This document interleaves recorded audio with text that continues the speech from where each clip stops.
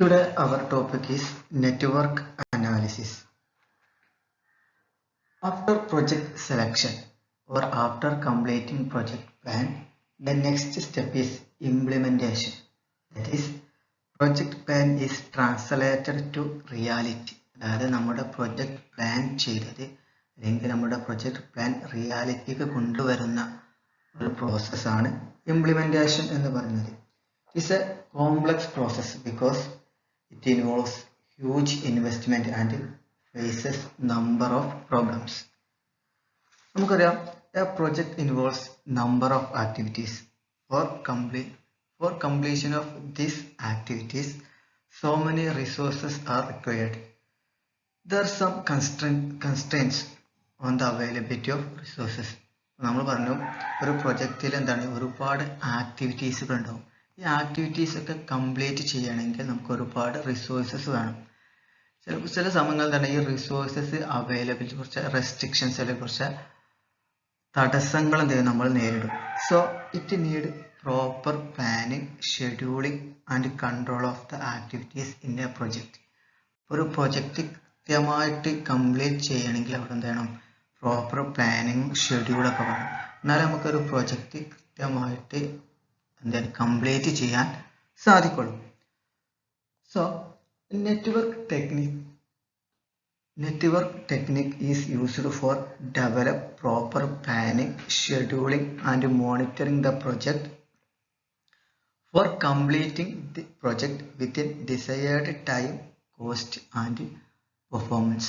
But network analysis എന്ന് പറഞ്ഞാൽ is a technique used for scheduling, planning and monitoring the project for completing desired time and cost. നമ്മൾ ആദ്യം determine ചെയ്ത് വെച്ച സമയത്ത് അല്ലെങ്കിൽ ആ കോസ്റ്റിനുള്ളിൽ ഒരു പ്രൊജക്റ്റ് കംപ്ലീറ്റ് ചെയ്യാൻ വേണ്ടി പ്ലാൻ, അതായത് പ്രൊജക്റ്റിനെ കൃത്യമായിട്ട് പ്ലാൻ ചെയ്യാനും ഷെഡ്യൂൾ ചെയ്യാനും വേണ്ടി യൂസ് ചെയ്യുന്ന ഒരു ടെക്നിക്കാണ് നെറ്റ്വർക്ക് അനാലിസിസ് എന്ന് പറഞ്ഞത്. ഇൻ സിമ്പിൾ, നെറ്റ്വർക്ക് എന്ന് പറഞ്ഞാൽ network means combination of activities and events in A project. നമ്മൾ പറഞ്ഞ ഒരു പ്രൊജക്റ്റിൽ നമ്പർ ഓഫ് ആക്ടിവിറ്റീസ്, ഒരുപാട് ആക്ടിവിറ്റീസുകൾ ഉണ്ടാവും. ഈ ആക്ടിവിറ്റീസിന്റെ കോമ്പിനേഷനെയാണ് നമ്മൾ എന്ത് പറയുന്നത്? നെറ്റ്വർക്ക് എന്ന് പറയുന്നത്. ഓക്കെ, അപ്പോൾ നെറ്റ്വർക്ക് അനാലിസിസ് എന്ന് പറഞ്ഞാൽ it's A technique used for planning, scheduling, monitoring the project four completing desired or within completing desired time, cost and performance.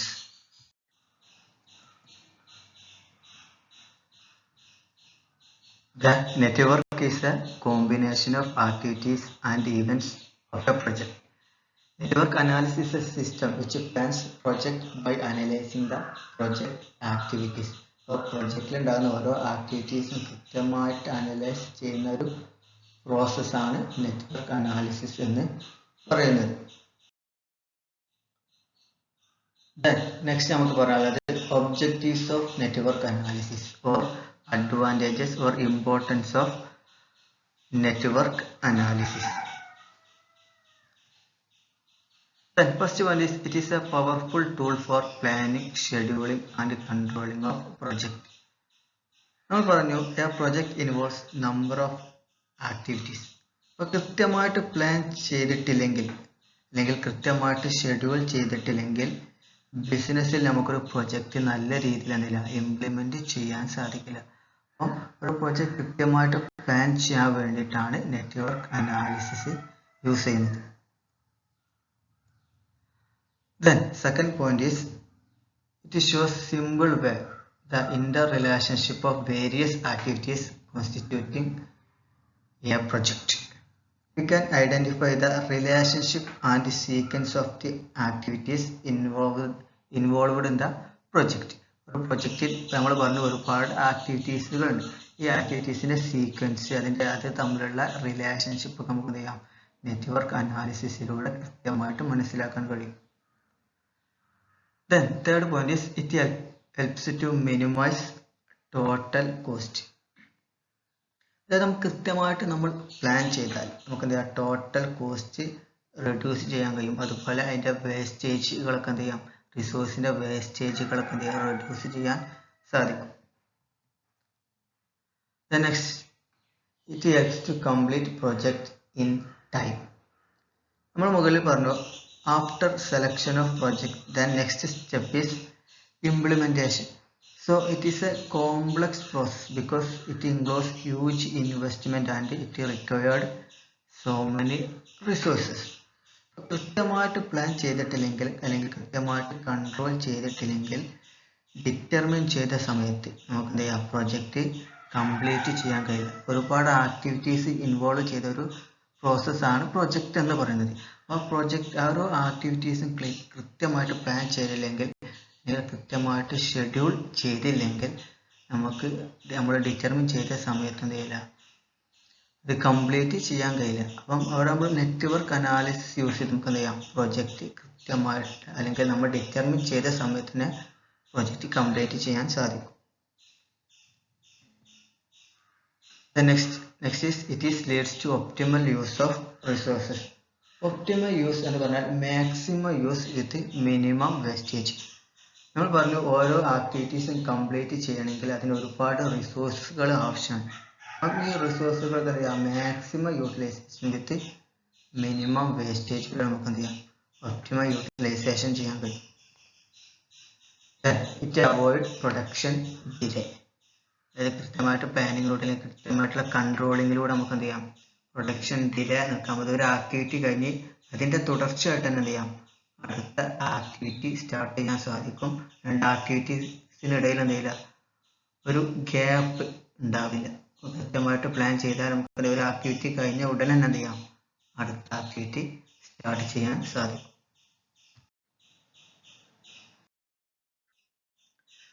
The next area എന്ന് പറയുന്നത് terms related to network analysis. Network അനാലിസിസുമായി ചില ടേമുകളാണ് നമുക്ക് പരിചയപ്പെടാൻ പോകുന്നത്. ഒന്നാമത്തേതാണ് ഇത് നെറ്റ്വർക്ക്. നമ്മൾ നേരത്തെ പറഞ്ഞു നെറ്റ്വർക്ക് എന്ന് പറഞ്ഞാൽ it is A series of related activities or it is A combination of activities involved in A project. ഒരു പ്രൊജക്റ്റിൽ ഇൻവോൾവ് ചെയ്ത ആക്ടിവിറ്റീസിന്റെ കോമ്പിനേഷൻ അല്ലെങ്കിൽ അതിൻ്റെ സീരീസിനാണ് നമ്മൾ എന്ത് പറയുന്നത്, നെറ്റ്വർക്ക് എന്ന് പറയുന്നത്.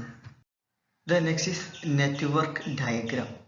നെറ്റ്വർക്ക് ഡയഗ്രാം എന്ന് പറഞ്ഞാൽ it's A diagram which representing the activities and their sequence and relationship in A network.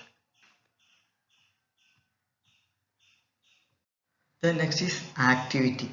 Activity എന്ന് പറഞ്ഞാൽ job or task or work to be completed in a specific time.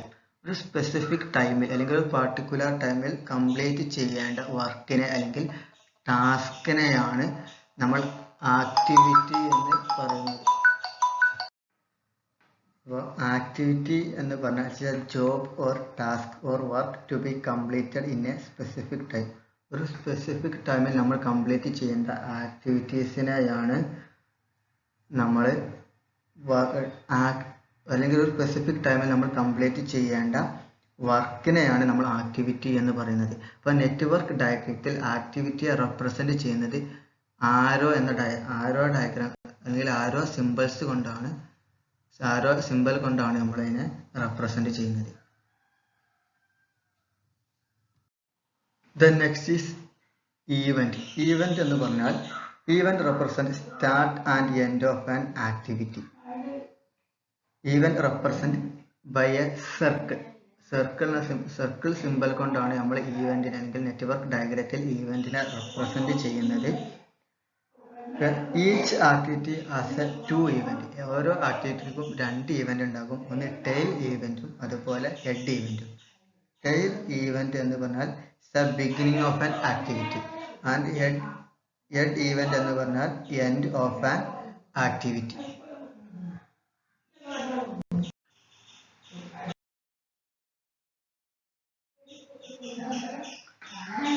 Next നമുക്ക് പറയാനുള്ള area ആണ് network techniques. There are 2 types of techniques: critical path method, that is CPM, then PERT, program evaluation review technique. അങ്ങനെ 2 technique ആണുള്ളത്. അതിൽ ഒന്നാമത്താണ് critical path method or CPM. CPM അല്ലെങ്കിൽ critical path method എന്ന് പറഞ്ഞാൽ It is developed in 1956 by Morgan R. Walker and James E. Kelly. In this technique, paper arrow diagram or network diagram and indicating time for each activity and identify various possible paths. From these paths, critical path is determined. അതായത് ഇവിടെ network diagram അല്ലെങ്കിൽ ആരോ diagram prepare ചെയ്ത് ഓരോ ആക്ടിവിറ്റീസും complete ചെയ്യാനുള്ള time determine ചെയ്യും. അതിൽ നിന്ന് ക്രിട്ടിക്കൽ പാത്ത് ഐഡന്റിഫൈ ചെയ്യുന്ന ഒരു ടെക്നിക്കാണ് CPM എന്ന് പറയുന്നത്. ഓക്കെ, നെക്സ്റ്റ് നമുക്ക് പറയാനുള്ളത് ടേംസ് റിലേറ്റഡ് ടു CPM. അപ്പോൾ ഫസ്റ്റ് ടേം എന്ന് പറയുന്നത് പാത്ത്.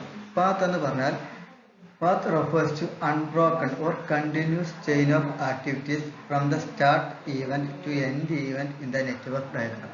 അതായത് നെറ്റ്വർക്ക് ഡയഗ്രത്തിലെ ആക്ടിവിറ്റീസിന്റെ കണ്ടിന്യൂസ് ചെയിനിനെ അല്ലെങ്കിൽ അൺബ്രോക്കൺ ചെയിനിനെയാണ് നമ്മൾ പാത്ത് എന്ന് പറയുന്നത്. Then next is critical path. Critical path is the largest path in the network, or it is the path which takes longest duration. So project complete ചെയ്യാനുള്ള longest duration അല്ലെങ്കിൽ ആ longest പാത്തിനെയാണ് നമ്മൾ critical path എന്ന് പറയുന്നത്. Then next is critical activities. Critical activities എന്ന് പറഞ്ഞാൽ activities lying on the critical path are called critical activities. അതായത് critical പാത്തിലുള്ള ആക്ടിവിറ്റീസിനെയാണ് critical പാത്തിലുള്ള ആക്ടിവിറ്റീസിനാണ് നമ്മൾ ക്രിട്ടിക്കൽ ആക്ടിവിറ്റീസ് എന്ന് പറയുന്നത്. നെക്സ്റ്റ് ആണ് പ്രൊസീഡിംഗ് ആക്ടിവിറ്റീസ്. പ്രൊസീഡിംഗ് ആക്ടിവിറ്റി എന്ന് പറഞ്ഞാൽ ഒരു നെറ്റ്വർക്ക് ഡയഗ്രത്തിൽ ഒരു ആക്ടിവിറ്റി കംപ്ലീറ്റ് ചെയ്തതിന് ശേഷം മാത്രമേ അടുത്തൊരു ആക്ടിവിറ്റി സ്റ്റാർട്ട് ചെയ്യാൻ പറ്റുള്ളൂ. അപ്പോൾ ഒരു ആക്ടിവിറ്റി സ്റ്റാർട്ട് ചെയ്യുന്നതിന് തൊട്ട് മുമ്പുള്ള ആക്ടിവിറ്റിയാണ് പ്രൊസീഡിംഗ് ആക്ടിവിറ്റി എന്ന് പറയുന്നത്. സക്സീഡിങ് ആക്ടിവിറ്റി എന്ന് പറഞ്ഞാൽ ഒരു ആക്ടിവിറ്റി കംപ്ലീറ്റ് ചെയ്തതിനു ശേഷം നെക്സ്റ്റ് ആക്ടിവിറ്റിനെയാണ് നമ്മൾ എന്ത് പറയുന്നത് സക്സീഡിങ് ആക്ടിവിറ്റി എന്ന് പറയുന്നത്. ഓക്കെ,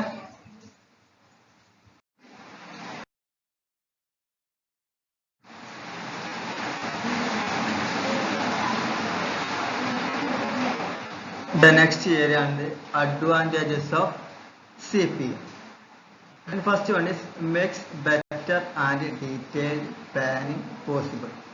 എന്താണ് ക്രിട്ടിക്കൽ പാത്ത് മെത്തേഡിലൂടെ കൃത്യമായിട്ട് പ്ലാൻ ഓരോ ആക്ടിവിറ്റീസിന്റെ ടൈമും ഓരോ ആക്ടിവിറ്റീസും അവസാനിക്കുന്ന സമയം ഓരോ ആക്ടിവിറ്റീസും സ്റ്റാർട്ട് ചെയ്യുന്ന സമയം കൃത്യമായിട്ട് നമുക്ക് എന്ത് ചെയ്യും പ്ലാൻ ചെയ്യാൻ സാധിക്കും. Then it helps in ascertain time schedule. നമ്മൾ നേരത്തെ പറഞ്ഞത് തന്നെയാണ് ഓരോ ആക്ടിവിറ്റി സ്റ്റാർട്ട് ചെയ്യുന്ന സമയം അതേപോലെ ഓരോ ആക്ടിവിറ്റി എൻഡ് ചെയ്യുന്ന സമയം ദെൻ പ്രൊജക്റ്റിന്റെ ടോട്ടൽ സമയം ഇങ്ങനത്തെ കൃത്യമായിട്ട് എന്ത് ചെയ്യാം നമുക്ക് പ്ലാൻ ഷെഡ്യൂൾ അല്ലെങ്കിൽ പ്ലാൻ ചെയ്യാൻ സാധിക്കും. Then next point is control by management by easy. അതായത് എന്ത് ചെയ്യാം മാനേജ്മെന്റ് കൃത്യമായിട്ട് കൺട്രോൾ ചെയ്യാൻ സാധിക്കും. അവിടെ കൃത്യമായ പ്ലാനിങ്ങിലൂടെ അതായത് ഓരോ ആക്ടിവിറ്റിയും എൻഡ് ചെയ്യുന്ന സമയം അല്ലെങ്കിൽ ഓരോ ആക്ടിവിറ്റിയും സ്റ്റാർട്ട് ചെയ്യുന്ന സമയം നമുക്ക് കൃത്യമായിട്ട് എന്ത് ചെയ്യാം ഐഡന്റിഫൈ ചെയ്യാൻ സാധിക്കും.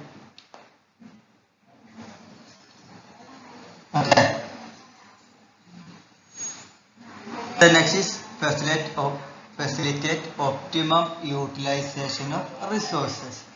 നമുക്ക് എന്ത് ചെയ്യാം നമ്മൾ പറഞ്ഞു ഓരോ ആക്ടിവിറ്റി കംപ്ലീറ്റ് ചെയ്യുന്നതിനും ഒരുപാട് റിസോഴ്സുകൾ ആവശ്യമാണ്. ഓരോ റിസോഴ്സുകളും വേസ്റ്റേജ് കൂടാതെ തന്നെ ഒപ്റ്റിമം യൂട്ടിലൈസ് ചെയ്യാൻ മാക്സിമം യൂട്ടിലൈസ് ചെയ്യാൻ നമുക്ക് സാധിക്കും. The next is limitations of CPM. Then first point is it is based on the assumption of precise known time for each of the activities in the project. അതായത് ഇവിടെ ഓരോ ആക്ടിവിറ്റീസിന്റെ സമയം നമ്മൾ എന്താണ് അസംഷൻ നടത്തുക. അതായത് ചിലപ്പോൾ എന്തില്ല അത് ഫ്യൂച്ചറിൽ അതുപോലെ ആകണമെന്നില്ല. Then second point is it ignores statistical analysis in determining the time estimate. അതായത് ഇവിടെ എന്താണ് ടൈം ഓരോ ആക്ടിവിറ്റീസിന്റെയും ടൈം ഡിറ്റർമിൻ നമ്മൾ അസ്യൂം ചെയ്യാണ്. അതായത് സ്റ്റാറ്റിസ്റ്റിക്കൽ അനാലിസിസ് എന്നില്ല ഇവിടെ നടത്തുന്നില്ല. ഇപ്പൊ എന്താ നമ്മൾ കണ്ടെത്തിയ ടൈം ചിലപ്പോൾ എന്ത് ചെയ്യാം തെറ്റാം. The last one is it is difficult to use CPM when changes are introduced into the network. അതായത് നെറ്റ്വർക്കിൽ അല്ലെങ്കിൽ പ്രൊജക്റ്റിൽ എന്തെങ്കിലും ഒരു ചേഞ്ച് കൊണ്ടുവരാണെങ്കിൽ നമുക്ക് അവിടെ എന്തില്ല CPM ടെക്നിക്ക് നമുക്ക് യൂസ് ചെയ്യാൻ കഴിയില്ല.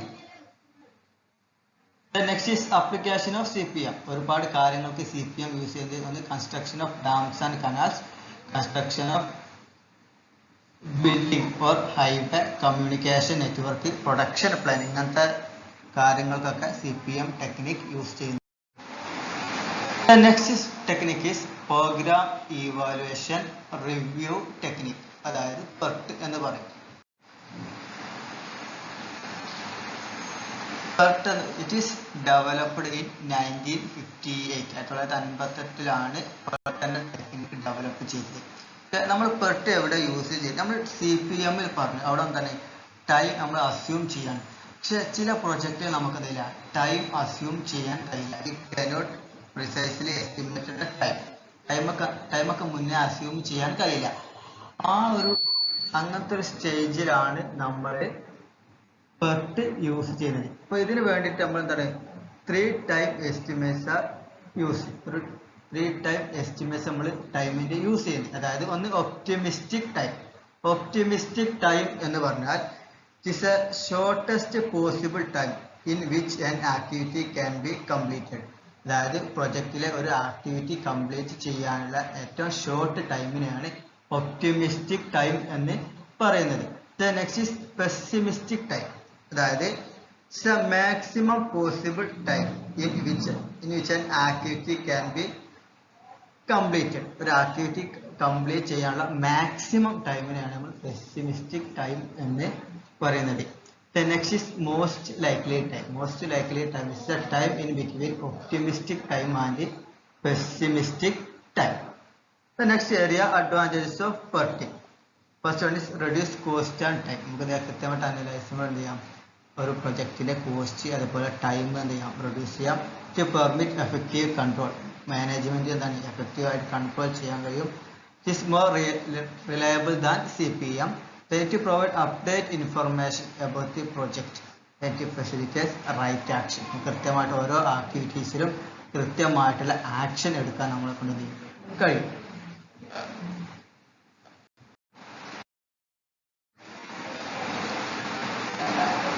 അടുത്തത് പുതിയൊരു ഏരിയ ആണ് ഫിനാൻഷ്യൽ അനാലിസിസ്. ഫിനാൻഷ്യൽ അനാലിസിസ് എന്ന് പറഞ്ഞാൽ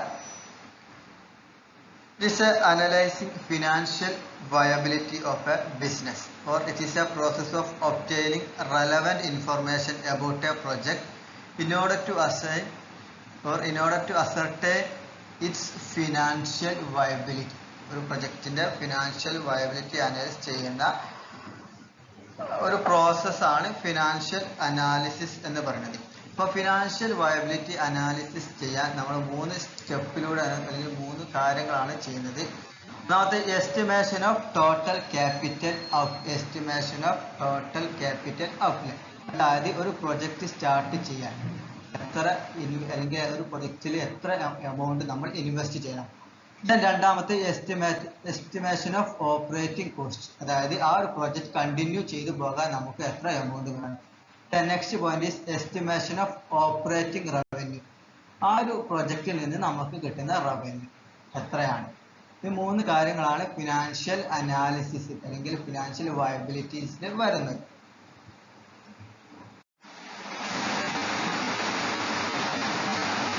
The next area, techniques of financial analysis.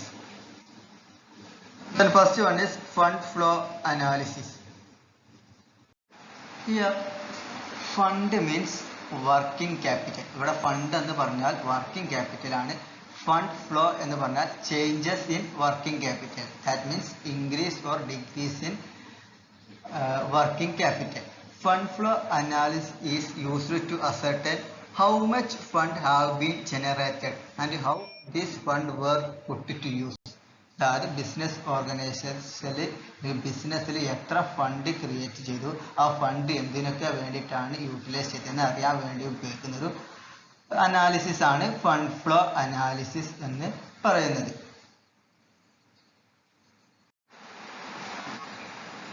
The next is cash flow analysis. Cash flow analysis is used to show the movement of cash from inflow and outflow of the firm. ഫേമിലേക്ക് എത്ര cash വന്നു, ഫേമിൽ നിന്ന് എത്ര cash ഔട്ടിലേക്ക് അല്ലെങ്കിൽ പുറത്തേക്ക് പോയി എന്ന് analyse ചെയ്യാൻ വേണ്ടി ഉപയോഗിക്കുന്ന ഒരു അനാലിസിസ് ആണ് cash flow analysis. The next is ratio analysis. In simple, ratio means mathematical relationship between two items. രണ്ട് ഐറ്റം തമ്മിലുള്ള മാത്തമാറ്റിക്കൽ റിലേഷൻഷിപ്പിനെയാണ് റേഷ്യോ എന്ന് പറയുന്നത്. ഇവിടെ in financial analysis, ratio is the relationship between two figures taken from the financial statement. Financial statement എടുത്ത രണ്ട് ഫിഗേഴ്സിന്റെ relationship, mathematical റിലേഷൻഷിപ്പിനെയാണ് നമ്മൾ ratio എന്ന് പറയുന്നത്. Ratio analysis help you to compare current performance and past performance of the business. ഒരു ബിസിനസിന്റെ current പെർഫോമൻസും അതുപോലെ past പെർഫോമൻസും തമ്മിലുള്ള ഒരു പെർഫോമൻസ് തമ്മിലുള്ള കമ്പാരിസൺ നടത്താൻ നമുക്ക് റേഷ്യോ അനാലിസിസ് വഴി കഴിയും.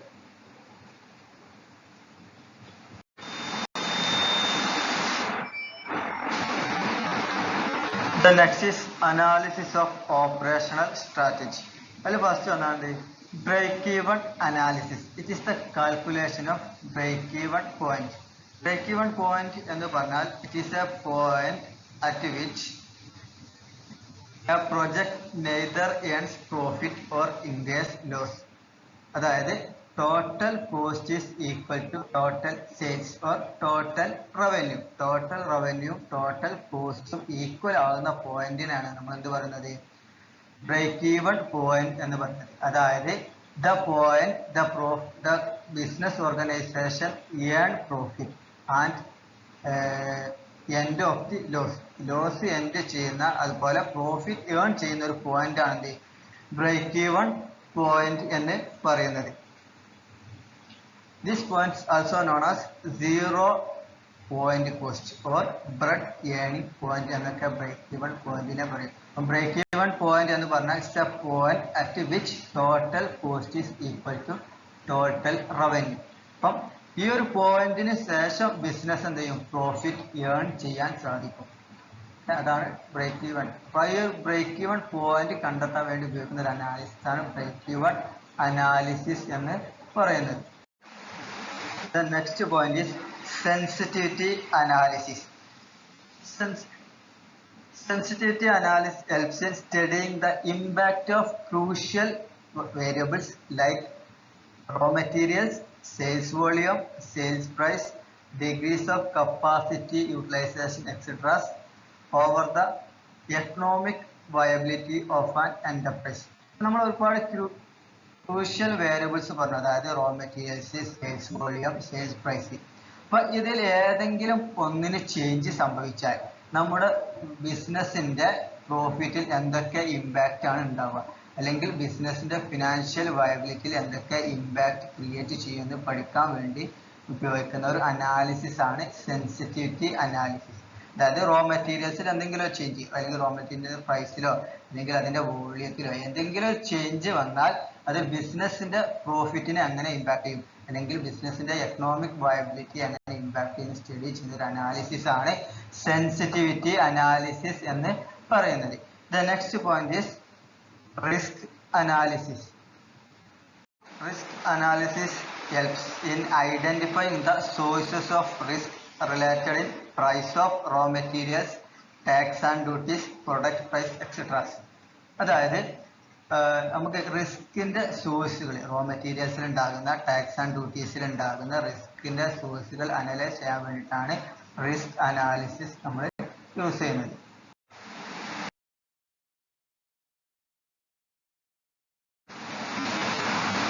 നെക്സ്റ്റ് ഏരിയ ആണ് പ്രൊജക്ട് ഫൈനാൻസ്. നമുക്കറിയാം ഫിനാൻസ് അല്ലെങ്കിൽ ക്യാപിറ്റൽ എന്ന് പറഞ്ഞാൽ life blood of A commercial undertakings four business. ബിസിനസിന്റെ ലൈഫ് ബ്ലഡ് ആണ് ഫിനാൻസ് എന്ന് പറയുന്നത്. കാരണം ഒരു ക്യാപിറ്റൽ ഇല്ലെങ്കിൽ അല്ലെങ്കിൽ ഒരു ഫിനാൻസ് ഇല്ലെങ്കിൽ നമുക്ക് ഒരിക്കലും ഒരു ബിസിനസ് ഓർഗനൈസേഷൻ സ്റ്റാർട്ട് ചെയ്യാൻ കഴിയില്ല, അതുപോലെ അത് കണ്ടിന്യൂ ചെയ്ത് പോകാൻ കഴിയില്ല.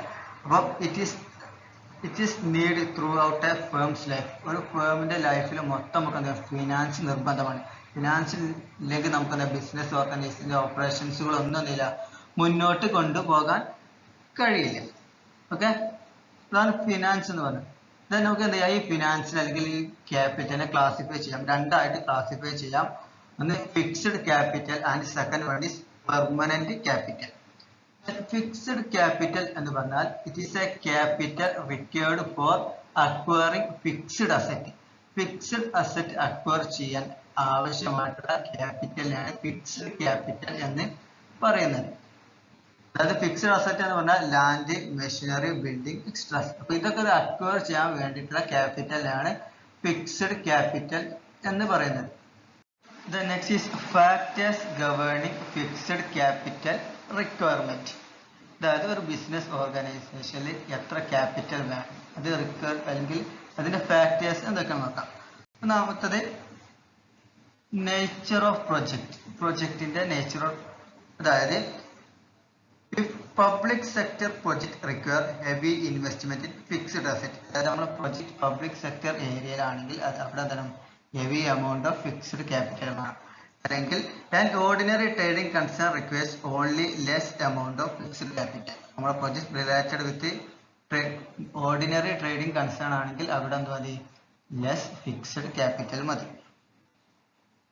The next is size of the project. If size of the project is high, then it is need high rate of fixed capital. The next is diversity of production lines. അതായത് ഇപ്പോൾ ഒരു business organisation ഒരു product manufacturing ചെയ്യുന്നുണ്ട്, അതോടൊപ്പം അത് മാർക്കറ്റിംഗും ചെയ്യുന്നുണ്ടെങ്കിൽ അതിനെന്ത് വേണം, high rate of fixed capital വേണം. അല്ലെങ്കിൽ മറ്റൊരു രീതി പറഞ്ഞാൽ അല്ലെങ്കിൽ എന്താണ്, ഇപ്പോൾ ഒരു ബിസിനസ് ഓർഗനൈസേഷൻ ഒരു പ്രൊഡക്റ്റിനെ മാനുഫാക്ചർ മാത്രം നടത്തുന്നത്, അങ്ങനെയെങ്കിൽ അവിടെ എന്ത് മതി, ലെസ് ഫിക്സ്ഡ് ക്യാപിറ്റൽ മതി. അതായത് ഒരു ബിസിനസ് ഓർഗനൈസേഷൻ ഒരു പ്രൊഡക്റ്റും ചെയ്യുന്നുണ്ട്, അതുപോലെ മാർക്കറ്റിംഗും ചെയ്യുന്നുണ്ടെങ്കിൽ അവിടെ എന്താണ്, heavy fixed capital is required. അതായത് ഒരു ബിസിനസ് ഓർഗനൈസേഷൻ പ്രൊഡക്ഷൻ മാത്രമാണ് നടത്തുന്നതെങ്കിൽ അവിടെ എന്താണ്, ഫിക്സ്ഡ് ക്യാപിറ്റൽ കുറച്ച് മതി. The next is method of acquiring fixed asset. Method of acquiring fixed asset. അതായത് ഒരു ബിസിനസ് ഓർഗനൈസേഷനിൽ ഒരുപാട് ഫിക്സ്ഡ് അസറ്റ് ആവശ്യമാണ്. അപ്പോൾ ഫിക്സ്ഡ് അസറ്റ് നമ്മൾ വാങ്ങുകയാണെങ്കിൽ നമുക്ക് ഒരുപാട് ഫിക്സ്ഡ് ക്യാപിറ്റൽ ആവശ്യമാണ്. അതായത് ഇതിന് പകരം നമ്മൾ എന്താണ് ലീസിന് എടുക്കുകയാണെങ്കിൽ അവിടെ ഫിക്സ്ഡ് ക്യാപിറ്റൽ എന്താണ് കുറച്ച് മതി. സെക്കൻഡ് ക്യാപിറ്റൽ നമ്മൾ ക്ലാസിഫിക്കേഷൻ ക്യാപിറ്റൽ സെക്കൻഡ് പോയിന്റ് ആണ് വർക്കിംഗ് ക്യാപിറ്റൽ. വർക്കിംഗ് ക്യാപിറ്റൽ എന്ന് പറഞ്ഞാൽ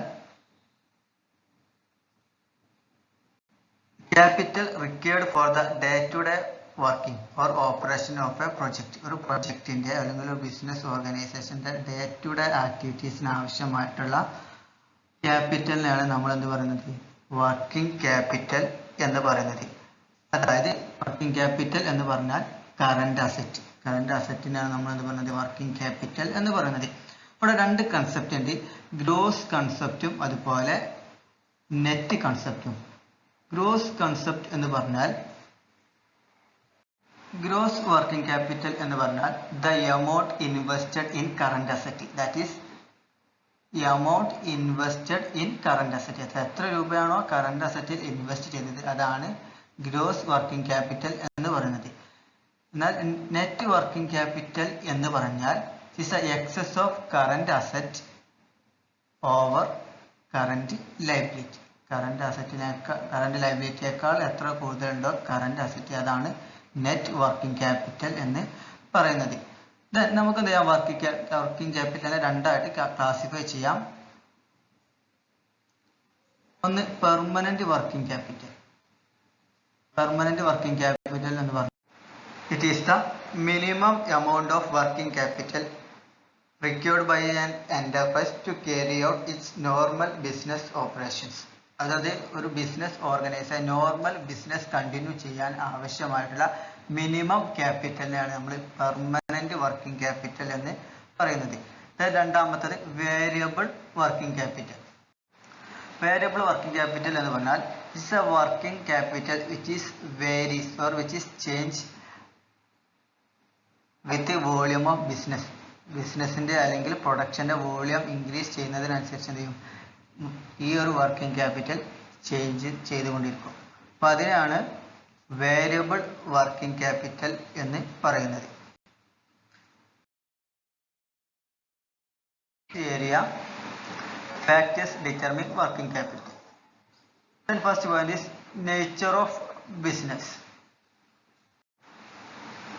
Public sector project will require less working capital. നമ്മൾ നേരത്തെ പറഞ്ഞു പബ്ലിക് സെക്ടർ പ്രൊജക്റ്റ് ആണെങ്കിൽ അവിടെ എന്താണ്, ഫിക്സ്ഡ് ക്യാപിറ്റൽ ഹൈ വേണം, ഹെവി വേണം, എന്നാൽ വർക്കിംഗ് ക്യാപിറ്റൽ എന്ത് ലെസ് മതി പബ്ലിക് സെക്ടർ പ്രൊജക്റ്റ്. എന്നാൽ മാനുഫാക്ചറിങ് അണ്ടർടേക്കിങ്സ് ആണെങ്കിൽ അവിടെ എന്താണ് high rate of fixed capital വേണം, high amount of fixed working capital. The next is size of business. If business size is high, then it require high amount of working capital. The next is length of processing period. If length of processing period is high, then it needs high amount of working capital. Next is turnover. Turnover എന്ന് പറഞ്ഞാൽ speed which the working capital is recovered by sale of goods. അതായത് നമ്മൾ invest ചെയ്ത amount നമുക്ക് എപ്പോഴാണോ return ചെയ്യുന്നത് ആ സ്പീഡിനെ പറയുന്നതാണ് ടേൺ ഓവർ എന്ന് പറയുന്നത്. അതായത് നമ്മൾ ഇൻവെസ്റ്റ് ചെയ്ത എമൗണ്ട് എപ്പോഴാണ് നമുക്ക് തിരിച്ചു കിട്ടുന്നത്, അതിനാണ് നമ്മൾ ടേൺ ഓവർ എന്ന് പറയുന്നത്. അപ്പം turn over is great, the amount of working capital required is less. ഇപ്പോൾ ടേൺ ഓവർ ഒരുപാട് സമയം എടുക്കുന്നുണ്ടെങ്കിൽ അവിടെ വർക്കിംഗ് ക്യാപിറ്റൽ എന്ത് ചെയ്യും, കുറച്ച് മതി. Next is terms of purchase and sale. If the firm procures raw materials on credit and sell on cash basis, it requires lesser working capital. അതായത് ഒരു ഫേം റോ മെറ്റീരിയൽസ് വാങ്ങുന്നത് ക്രെഡിറ്റിനാണ്, എന്നാൽ അവരുടെ പ്രൊഡക്റ്റ് വിൽക്കുന്നത് ക്യാഷിനാണെങ്കിൽ അവിടെ ലെസ് വർക്കിംഗ് ക്യാപിറ്റൽ മതി. എന്നാൽ just opposite, firm work അതായത് റോ മെറ്റീരിയൽസ് വാങ്ങുന്നത് ക്യാഷിനും പ്രൊഡക്റ്റ് വിൽക്കുന്നത് ക്രെഡിറ്റിനുമാണെങ്കിൽ they need high amount of working capital. The next is seasonal variation. That is the amount of working capital is changed on the basis of season.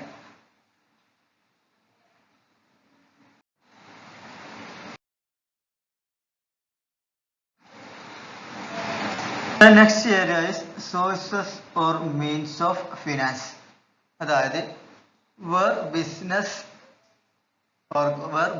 organization obtain required finance.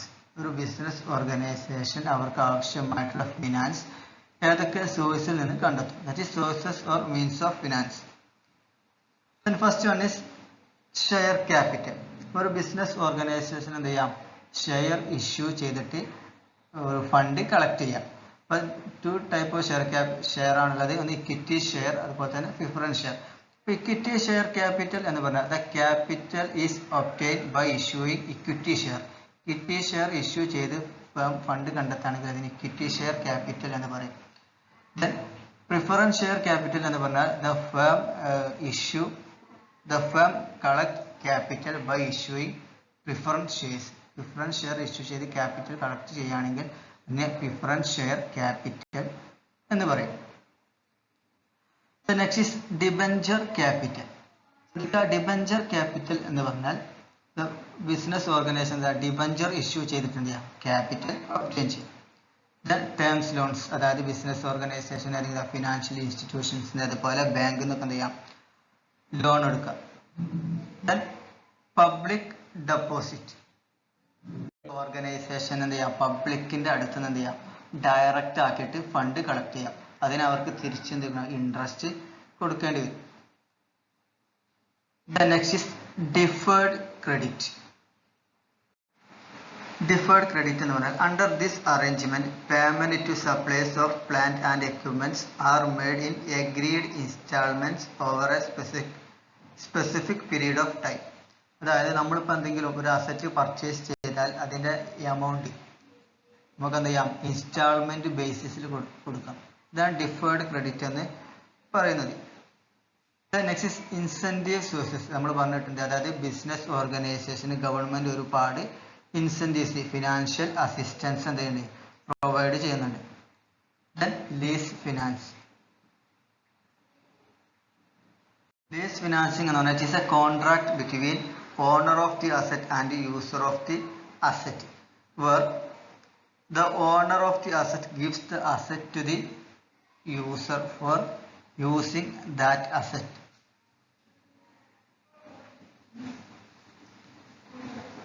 അതായത് ഇവിടെ business organisation ആവശ്യമായിട്ടുള്ള അസറ്റുകൾ, fixed അസറ്റുകൾ ഒന്നെങ്കിൽ അവർക്ക് എന്ത് ചെയ്യാം, cash കൊടുത്തിട്ട് വാങ്ങാം, അല്ലെങ്കിൽ അവർക്ക് ആവശ്യമായിട്ടുള്ള അസറ്റുകൾ അവർക്ക് എന്ത് ചെയ്യാം, ലീസിന് എടുക്കാം.